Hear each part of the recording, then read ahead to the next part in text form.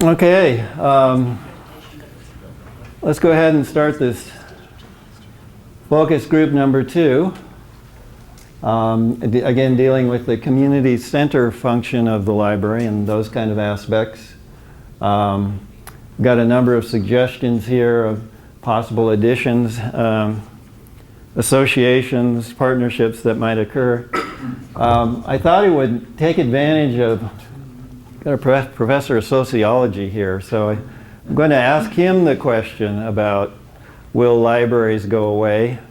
And I think that's a good lead-in to some of the issues related to public meeting spaces, so please. Well, one of the things we were talking about was, as people get onto the computers and become more isolated from one another, but still, I see it in my students, they still have this need to get together with one another. Even if they arrange it all on the computer or on their iPhone, they are actively seeking opportunities for social interaction, and that's why I think a library as a place rather than as a web of information is always going to have to exist, just like as a meeting place, as a place for people to interact with one another.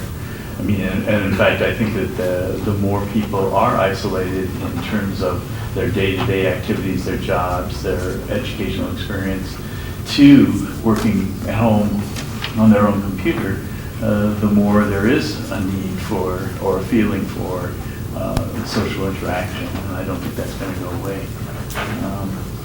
Whether or not the library becomes a loci, if you will, for those sorts of activities, or it's some other place. The library needs to think about what they can, if they want to, what they can do to make it an attractive place for people to engage in those social interactions.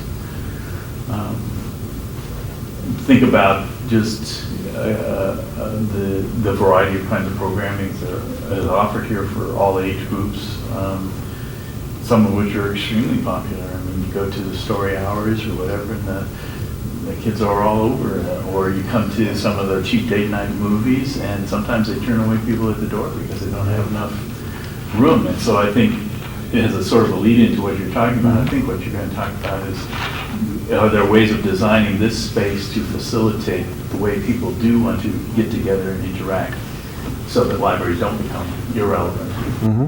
That's very good. Did you have a comment? 2 months ago, Harvard Magazine had a cover story of the future of Harvard libraries. And it dealt with the fact that libraries may become less important as warehouses for books. Mm-hmm. But librarians will become increasingly important to navigate the search for materials. Because the complexity of searching for very specific materials is beyond the capability and training of most people. So for instance, doctors used to look at, say, New England Journal of Medicine and a few others, and there would be articles. Whereas now there's such a plethora of current research data that isn't vetted because it's not reviewed by a medical periodical. And the doctors who need this information can't figure out how to find it and whether it's valid. And that librarians will be working with medical doctors. This is in every field of the examples, medical doctors, to be able, in partnership. Librarians will almost become as important as doctors because they will be able to find the information that the doctors need to make decisions. So, if not libraries, then librarians. Sure. And here's another quote from the book. Librarians have been organizing information for centuries. And I think that leads, again, to just what you're saying. They're going to be organizing information for even more centuries. That's what they can do well. So, good thought. Let's talk about the public meeting side of this. This building has this large meeting room, has a smaller meeting room, and it has the boardroom, which seats maybe 12, is there 14, 16? Okay. Those of you that have had experience with meeting spaces here or having held meetings in these spaces, what's the input, what is your input? about those spaces? There really is, they're overcapacity a lot of the times. I mean, I've tried to book this room, for example, on various occasions, and there's just no way, because it's being used, or, and, for smaller meetings, the boardroom is fine, or the small meeting room is fine, but if you want to have something with 50 or 60 or 100 people, you really have to get in line, and especially sort of prime times. Mm-hmm. So, I think they need more public meeting spaces, and they need bigger public meeting spaces, and a combination of public meeting space. Meeting spaces that are more flexible, so that if you didn't really need this whole room, but you could have 2 meetings going on, you can have a divider or whatever. Yeah, that's one of the first things I've seen here is, for instance, today this room could be divided in half. We don't need all of it, and there could be something else going on.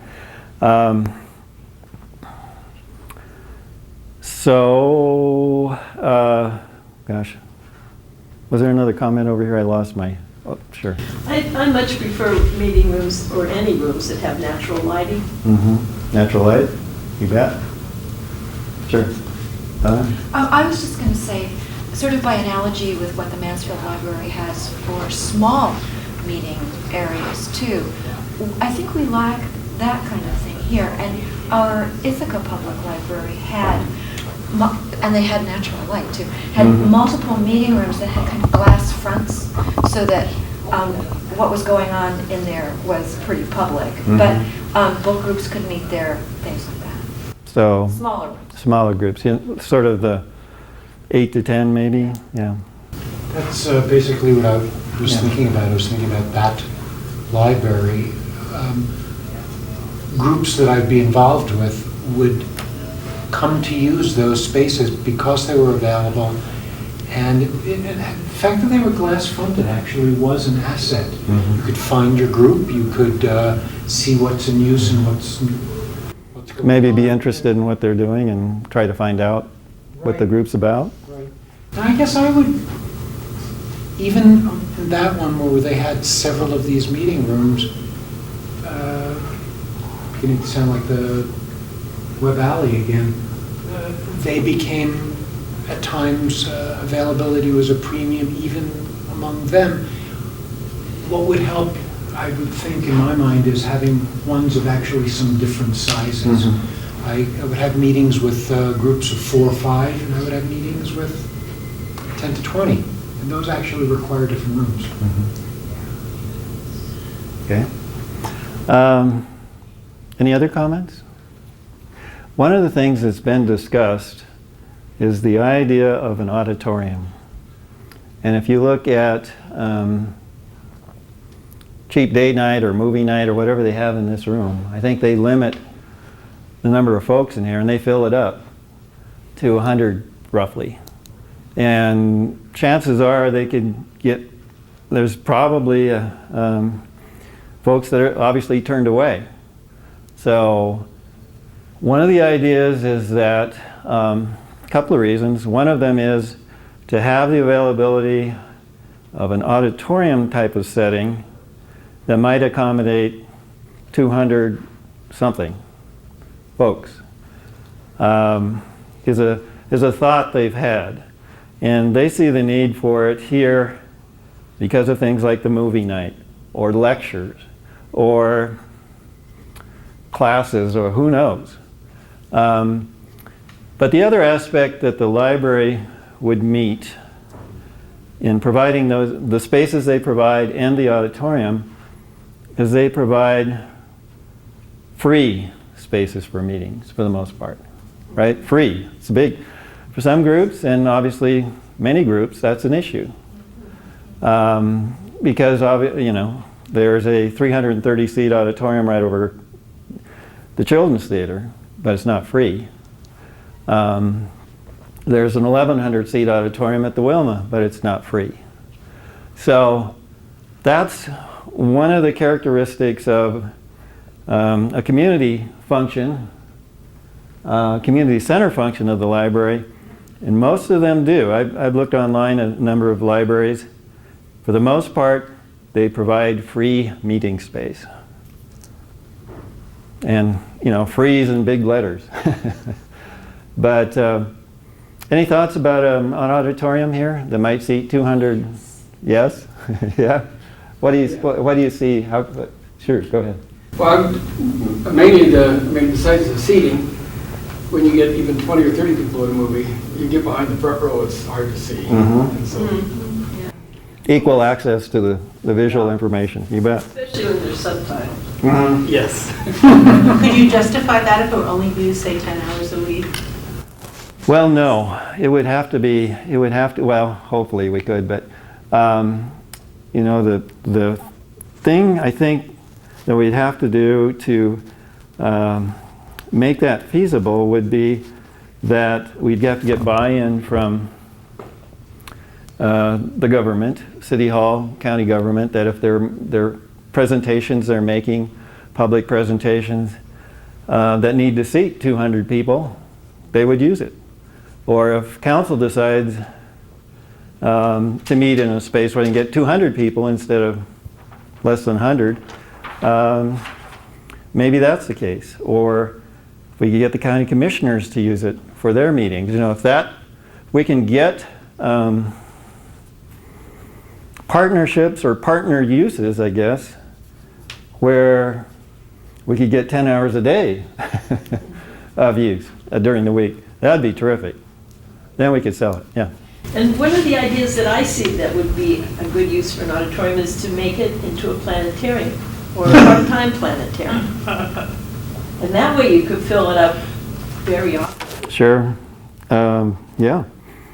There might be a way to do, planetariums have very special spatial configurations, but there might be a way to do some widescreen stuff. I'm remembering back in Disneyland some time ago, but where your immersion is there, it's just not a planetarium where you're projecting on a dome, it's a curved screen. IMAX. I'm kind of an IMAX, yeah, exactly. Okay. How about parking? I'm sorry. So what distinguishes an auditorium from just a meeting space is the fact that the seating is fixed and it's an angle, is that what makes Yeah, an auditorium would give you acoustical properties? acoustical. It would give you, there's generally, or can be a stage-like setting, controlled lighting, controlled acoustics. A 200-seat meeting room with a flat floor means that somebody's not seeing the stage. But with an auditorium, you've got the slope there, so everybody's looking over the tops of the people in front, over their heads. So equal visual and acoustical access. If you remember Greek auditoriums, they didn't require amplification. The way they got to that is that they realized the center of sound and how sound traveled, and they had very steep sides to those. Well, we can't do that because it's not a great use of space, but essentially the idea is the same, to provide, well, equal access to what's going on. Whether it's a speaker or a screen projection or musical performance, that would be another thing that could happen in a properly designed auditorium. Sure. One idea that's been, half-baked idea that's been spinning around my mind based on things that a couple of you have said, the edutainment kind of notion, is the cheap date nights have obviously been a really big hit, bring people in and providing something at the right price that's not available elsewhere. We're getting a proliferation of documentary festivals in town. I'm often not going to them because of the cost. If we did documentary series in the library that don't cost anything but are aimed at an educational theme, a varying educational theme, I bet that would sure draw me. Would be another use for that. Well, another use clearly is, again, thinking of a partnership with the Missoula Art Museum, that would be a place where they could hold public presentations or artist talks or whatever, and get that number of folks in there. And again, if it's free, wow, they'll do more of those. So if the documentary film festival wanted to use the library's auditorium. Mhm. And that documentary film festival is a nonprofit. Mhm. They would get to use it for free. Well, we haven't set up I'm any. just wondering how that would work, and also whether the library could require that the admission price be half if it's at the library or something like that, so that there's some way of affording benefit to the community. I think there would have to be a whole series of policies set up, but in an ideal world, if you're a nonprofit looking for a place to have a meeting, yeah. Or, one way that works too is oftentimes you get more money income in an event if it's a donation. You don't make a number. You just say, you make your case and it's a donation. Sure. My understanding of the present policy is that they won't let you use this room unless it's free, whatever event you have, so you can't charge. Okay. That's my understanding of the present policy. But a donation is... Yeah, donation is donation. Yeah. But the other point I was going to make is, there are these various initiatives going on, put in this kind of, what are they calling it? The schools, fine arts theater in some place downtown, and the university is always looking to expand assembly places. You're talking about doing something out at the fairgrounds. I guess what I'd like to see is some sort of coordination so that we're not duplicating services and providing the right size of these facilities. Exactly. There's certain things, and we don't need 300-person auditoriums. We could probably use one 500 and one 200 and one 100 rather than everybody doing. And I'm just wondering to what extent is there going to be this sort of cooperation? Well, I would hope that there would be, and I think there needs to be. If you look at the new Seattle library, that's set up downtown Seattle. It's expandable. It's got several layers to it, and there's a wall that comes across. And so, if you've got a certain small meeting room, I think there's a wall that comes across. You can have that part with its stage and all that, and you can also have a meeting in the upper part of it. It's all kind of comes down like this, and there's a flat landing, and then it goes down again. So it separates at that intermediate. So, maybe, again, architecturally, just dreaming, if it was a 500-seat auditorium, it gets divided into 3 separate auditoriums of differing sizes. And with our technology nowadays, that's pretty easy to do. And so that falls back to the kind of a guiding principle is that for libraries, they need to be flexible because it's the unpredictability of the future. We don't really know. I think there was a study done for the Performing Arts Center, and the right size for that was, in my mind, amazingly small. I think it was 1,100, 1,500 seats. Well, it seems kind of small, but that's what the demand would be in the performing arts side of things. But it might be different for a library. So again, I think flexibility is the key there. Let's talk about some of these other issues that are here. An art gallery or display area. There have been traveling exhibits they've had here, and actually have had in the hall here before the Wi-Fi center went in. There are certain opportunities for art to be displayed, and we had that mentioned earlier. Any thoughts, comments on that? Yeah. Well, I think I mentioned this before, but we went to the Sydney Library, and they had a nice display of art just made by the staff. It's a neat idea. Sydney, Montana, or Australia? Australia. Well, Sydney, Montana could do it too. Yeah. There are three librarians could do a drawing. And then another library was, the art was hanging around, but it was also, you could check it out. We could check out. Yes. It's pretty cool. Yes, I did that when I was in Bloomington. That was a great service I used to watch. Yeah, it's a little bit like, there are a lot of issues to work out with that, but I don't know if you're familiar with in City Hall over there, A lot of the Missoula Art Museum collection is up on the walls there, or some of it, and it rotates occasionally. But if you're ever over there and look up, well, City Hall chambers, City Council chambers, there's Walter Hooks on the wall there. And you go in City Hall and in the courthouse as well, their collection is hanging. And that's another thing that some libraries have done is begin to integrate information that's visual information. That's what a painting and a sculpture and that kind of stuff is. So that's clearly a part of this display notion as well. Take it home with you. There's also afoot plans for the university to put in a true art gallery. I mean, right now they've got several little galleries here and there. I don't know if they're ever going to get the money, but it's like 90% of what they own is never seen by anyone. Yeah, MAC is mostly in storage. Yeah. And then, given that the art museum over here downtown expanded relatively recently, we don't want to step on anybody's toes, so I think it would again have to be a cooperative kind of venture.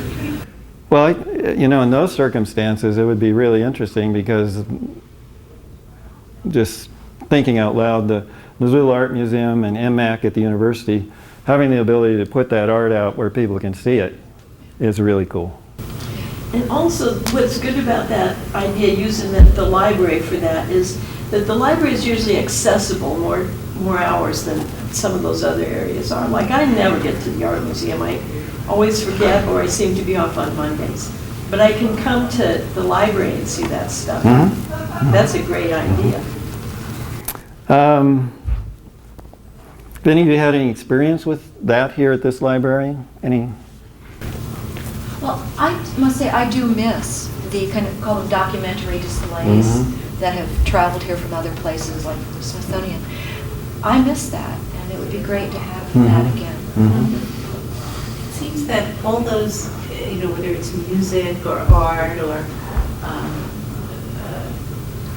science exhibits, take very specialized programming expertise, and it seems as though it's better if that's done out of house by experts who have other jobs who are working in those fields on a daily basis, and then they just use bring it here. wall Exactly. space Yeah. here.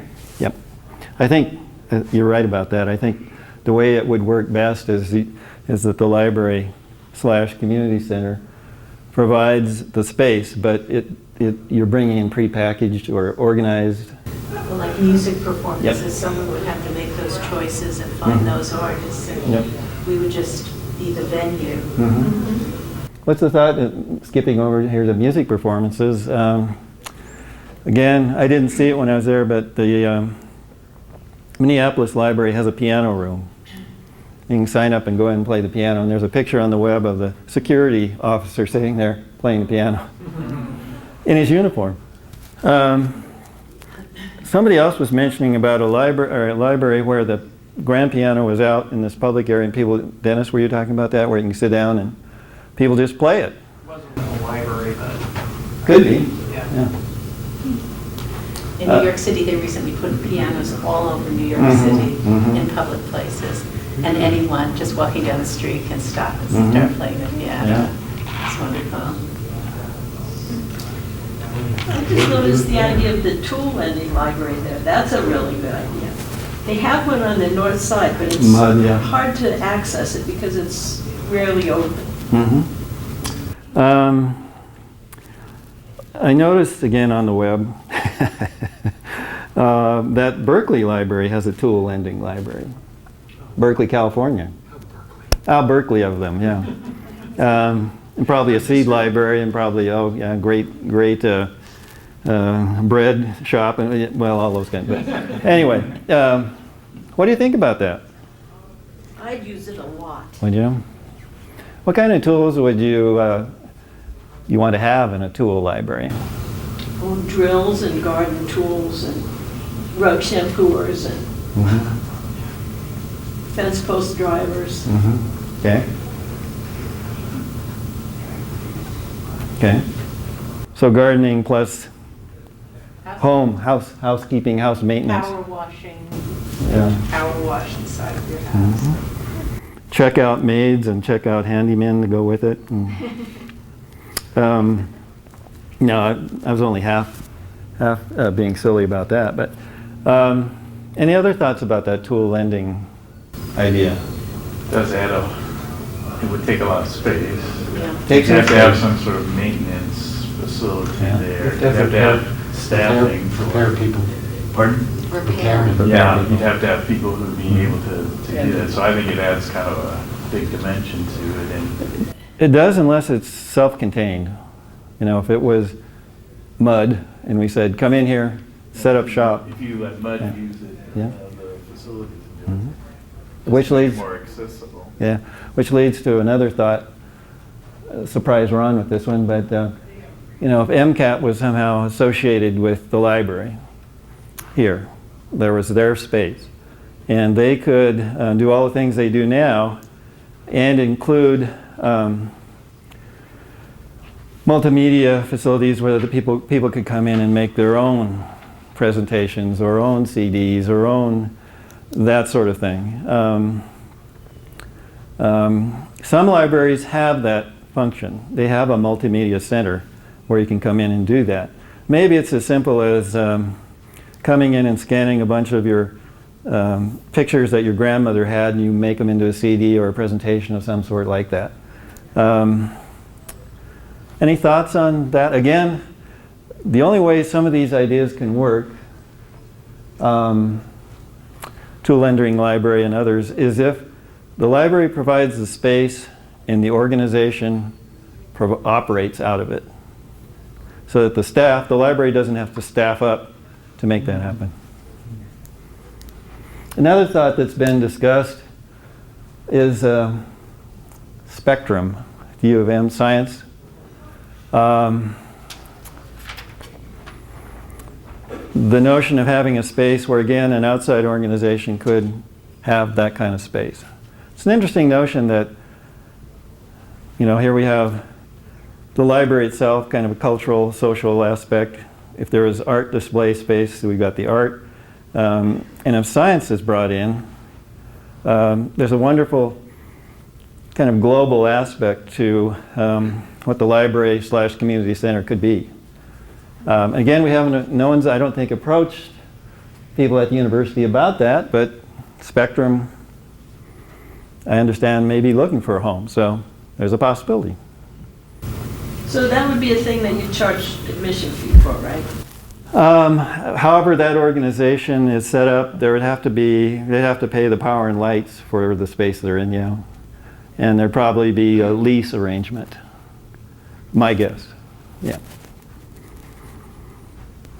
Any other, you know, we've talked about tool lending library, MCAT, Spectrum, the art gallery, possibility of musical performances. I don't see anything for children. I'm thinking Okay. like an indoor playground or some kind of just jungle gym room where kids can enjoy themselves, especially when the weather's bad outside. Mm-hmm. Or even drop-in babysitting while the parent is looking for a book. Mm-hmm. That's,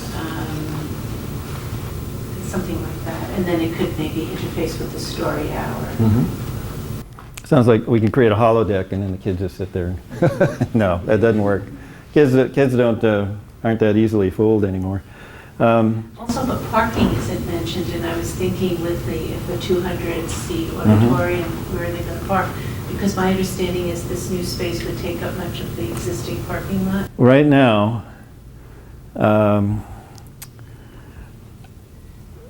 there are no plans to build additional parking.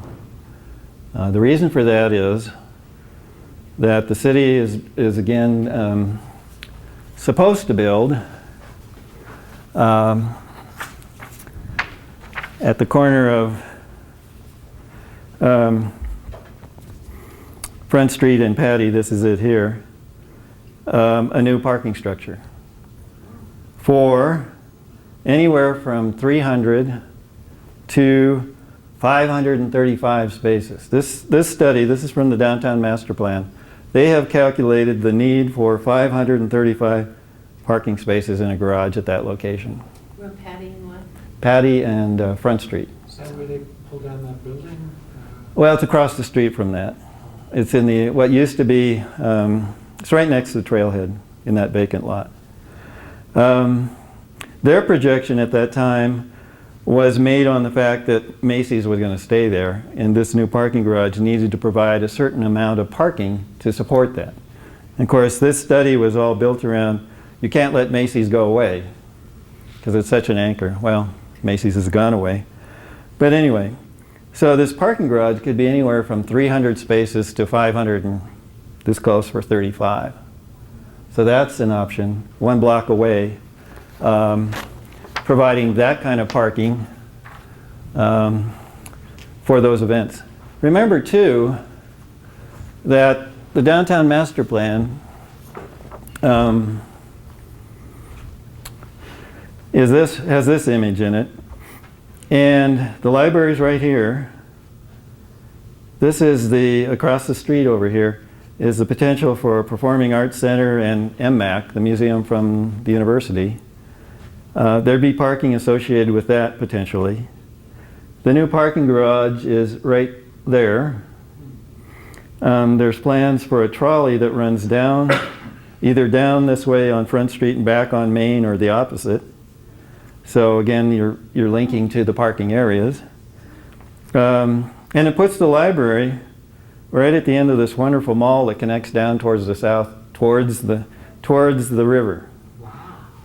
This is an image that's in the downtown master plan.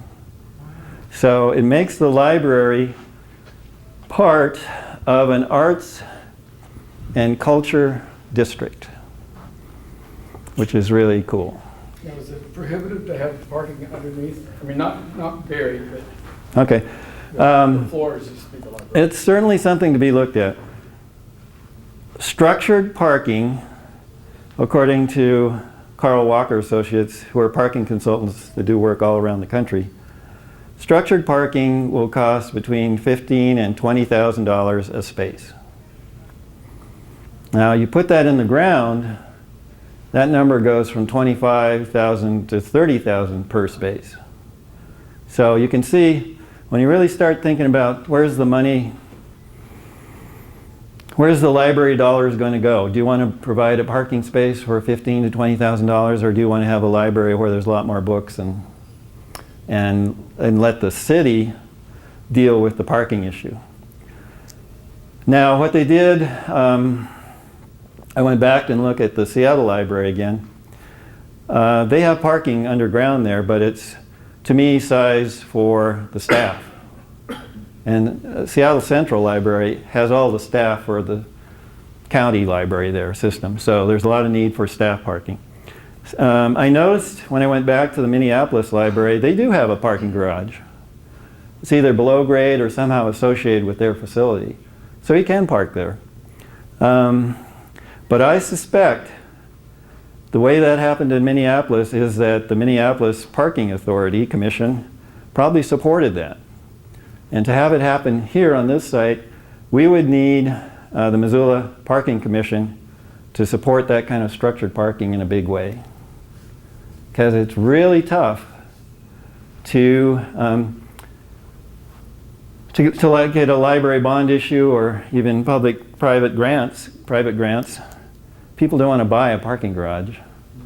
I'm a billionaire guy and I want to give money to a library, but I don't want to see that money paying for a parking garage. It's not something. Have a garage named after you. Yeah, the Warren Hampton Parking Garage. Not as interesting as the Hampton Library, for instance. That's the way it's going to go, I think. So, parking is an issue. We need to find ways of linking to parking, but chances are, my guess, is that there's not going to be structured parking as part of this project, unless money comes from somewhere. So you'll use up how many spots in this plan? All of them. You use up all the existing spots without any plan to replace them or add more? But it's also true, I mean, maybe we could, it's worth thinking that we're right here on the, close to the transfer center for the bus, and many of the bus lines go within a block Yeah. of this place, and that's something that we could push as part of this project. What we need to do, I think, which is a priority in my mind, is to get this trolley link going as soon as possible. People get used to this thing going by every 10 or 15 minutes, say 15 minutes, and it gets you back to wherever parking is downtown and the transit center. It goes by all the other garages that might be there. And if I had to wait, it's a waiting time issue again. If I waited 15 minutes for this to come around, that's not so bad. Missoula folks, and I was born here, grew up here, of course, so there's an interesting contradiction. They want to be able to come downtown and park right in front of a store. You hear it all the time. I won't go downtown because I can't park in front of this store I want to go to. They'll go to the mall and walk 6 blocks to that same store. Perception. But I could park almost anywhere within a 3-block area of that store downtown without a problem. It's just the perception. I'm betting that it's not just the proximity, it's that wonderful American thing I can pop in and escape to say the instant I decide to do it. I don't have to wait. Waiting, yeah. Even if I have to walk a while, I'm deciding. I'm not waiting. in control. Yep. Okay. That's a good factor actually, because you see it on the highway all the time. Somebody will zoom past you and you get into town exactly the same time as he did, but he had to pass you because you were blocking that. Yes. Yeah, I'm a big believer in public transit, and I commute that way, and then in fact I'm going to go home on the bus. But the problem is on Saturdays, like the last bus will leave at 4:45 from downtown to go to where I want to go. No bus service on Sunday, no bus service after about 7 o'clock or so at night, so for night programming here. So, it's just, I would like to be able to come here at night to go to some of the programming at night on the bus and go home because it's convenient, but. That's one thing that this trolley could do, is that, let's say, on a Saturday or Sunday or later in the day, fewer buses are running, but it could take you back to where the buses are starting from, which is the transit center. And so they could have fewer buses kind of making the big rounds, but it would collect you back to the point where the buses are. And I think all of us have been in major cities where BART is running every 10 minutes during the week and 20 minutes on the weekend, and you just wait a little bit longer. And that's going to be a good point. People are going to have to be becoming more accustomed to waiting a little bit. Those of us that have been in big cities or lived in big cities, there's the element of waiting. And you just have to deal with it. But right now, unless there is a doubling of a budget for this library, it's going to be tough to build new parking. I just saw a related issue. Right now there are drop boxes out by Barnes & Noble and Kmart. Around town, yeah. So that you can return your books at a distance. I'm wondering if the library becomes less accessible, the building becomes less accessible. If instead of drop-off locations for books, you could also have remote pickup locations, so that if you, rather than asking that the book be mailed to you at home, that there are like stations, maybe also if there are, what do you call it, computer stations in other locations for use, there could be remote pickup. So if you have books on hold, rather than claiming them here, you could claim them at a remote location. And that would be pretty easy to do because we have this courier service we use at the office, and essentially that's all it could be, somebody on a bicycle.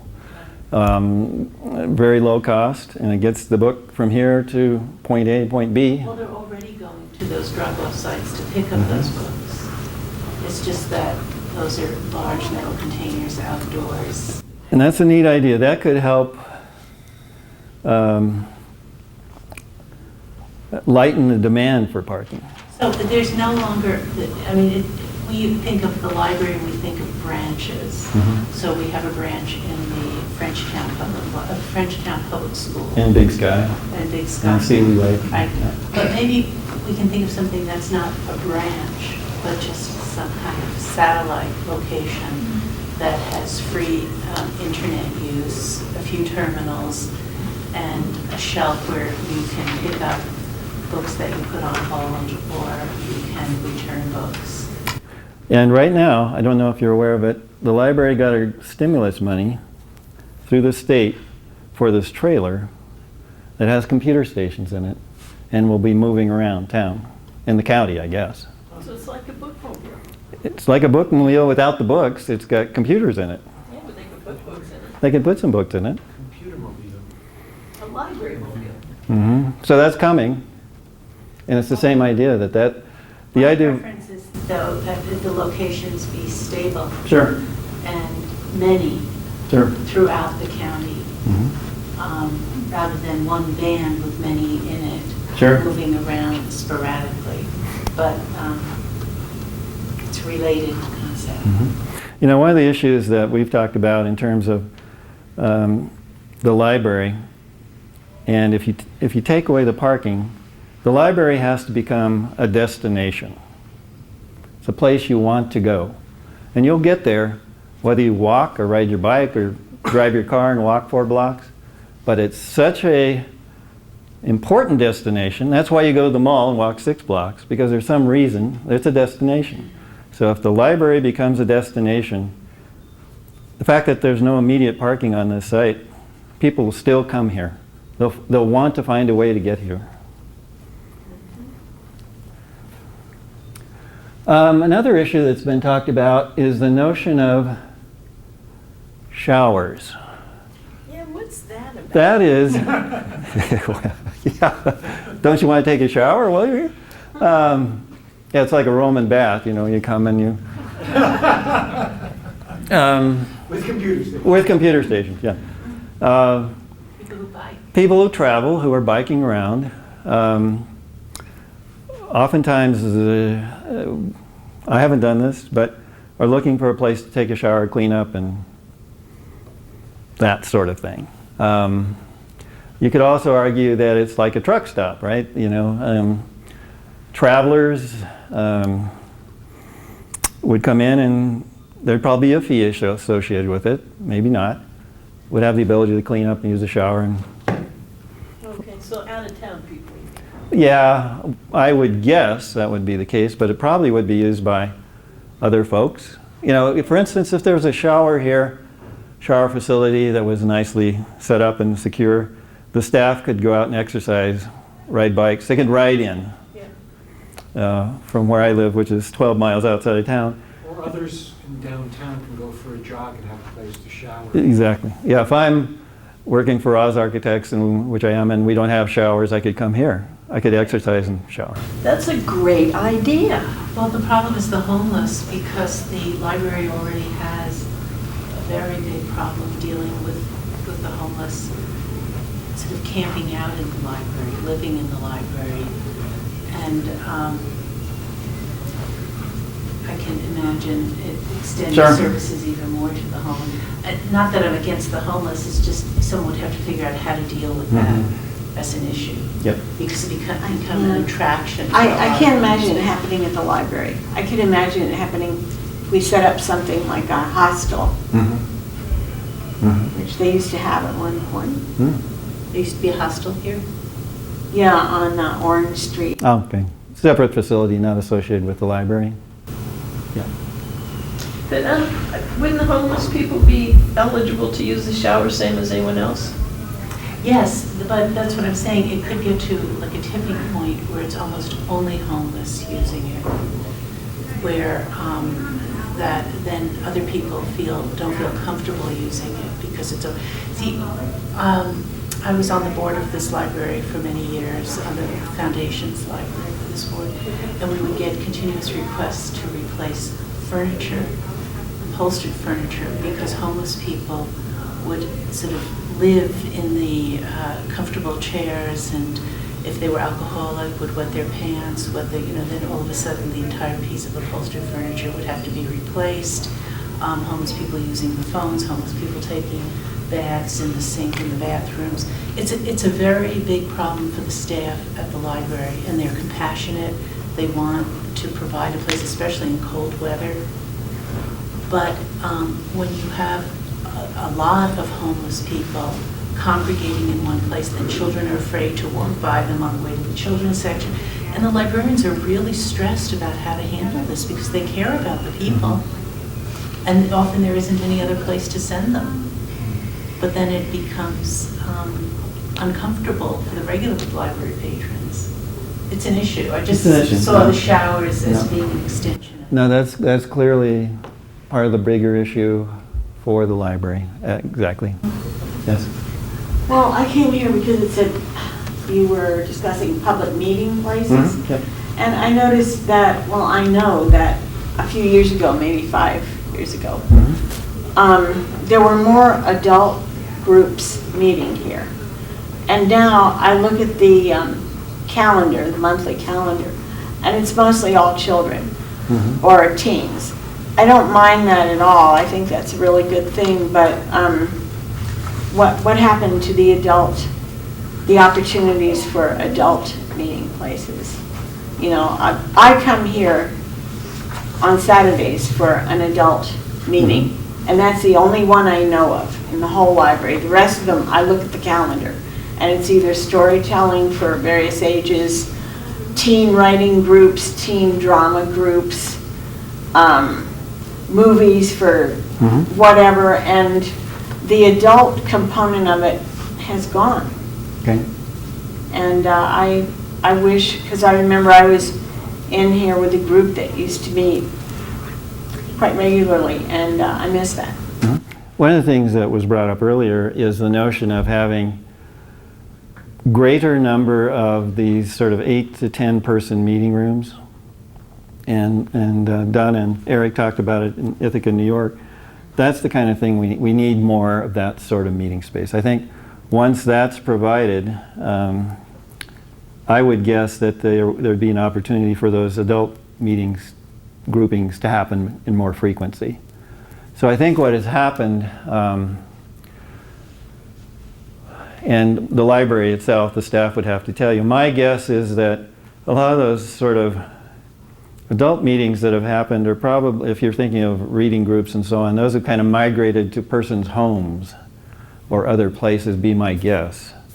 But clearly, if they had more space at the right scale, the right size, I think there would be more adult programs. Do you mean programming that's conceived of and run by the library, or outside groups scheduling space? It could be either. I mean, they have a teen writing group. Why not have an adult writing group?